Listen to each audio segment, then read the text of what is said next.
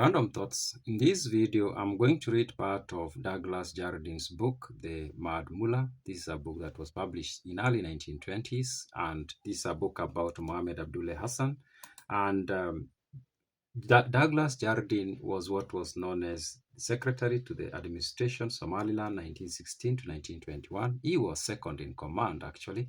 And in this book, he describes in detail, or he talks about Mohammed Abdullahi Hassan and the dervish wars that happened from early 1900s up to 1920.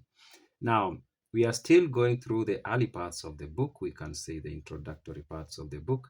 Now, in this part, he tells us about the history, but he also tells us about the geography of the land. And I found this section to be very interesting for one reason, especially, because when somebody tells me British Somaliland, or even today Somaliland, and I know there's controversy about that name, I think of a very arid or semi-arid land, that very dry land where surviving is very, very difficult.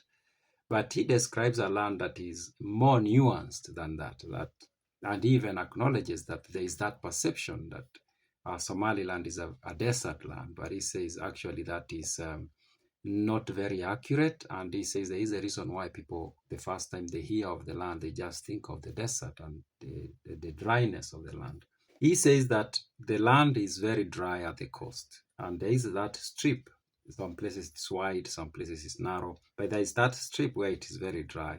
But once the farther you go from the coast, the more the climate changes, and you can find a mixture of different forms of climate on the land. And this is what he says. From this desert of surpassing desolation, the traveler gradually ascends the passes of the foothills through country that is almost as inhospitable, known as the Guban, i.e. burnt. Bare bituminous boulders flank deep and sandy rivers bed bestrewn with rocks, then undulating plains covered with coarse grass and intersected by broad sand rivers are crossed until the main mountain range Golis is reached. Here, at 4,000 or 6,000 feet above sea level, the climate is invigorating and comparatively equable. Grass, box trees, acacias, a variety of flowering aloes with crimson and golden blossoms, gum, myrrh, and frankincense trees are distinguishing features of the mountain slopes. And I found out that actually on this land, some of these highly regarded plants grow, like the myrrh and frankincense trees, which the ancients used to really demand.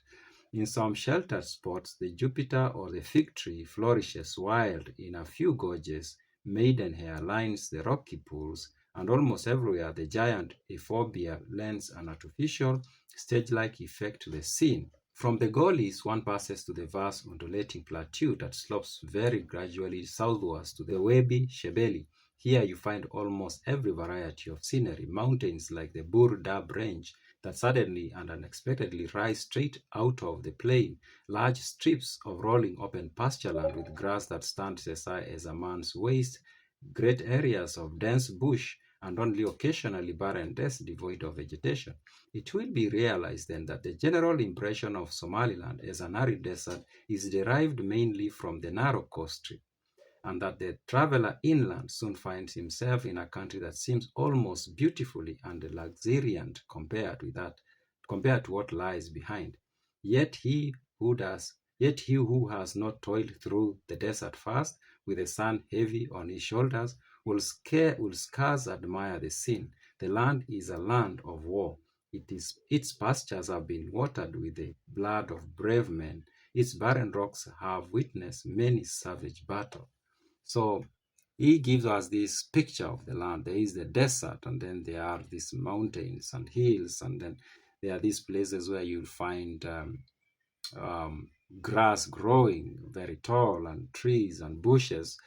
And this part gave me an understanding of the land that I've never imagined, actually, and I don't know why, I don't even think I've ever thought of it carefully, but just getting the name, what comes into my mind is this dry, barren land. But actually, the reality is a lot more nuanced than that. And maybe to you, it's not something interesting, but to me, I found this to be very, very interesting. Those are my random thoughts.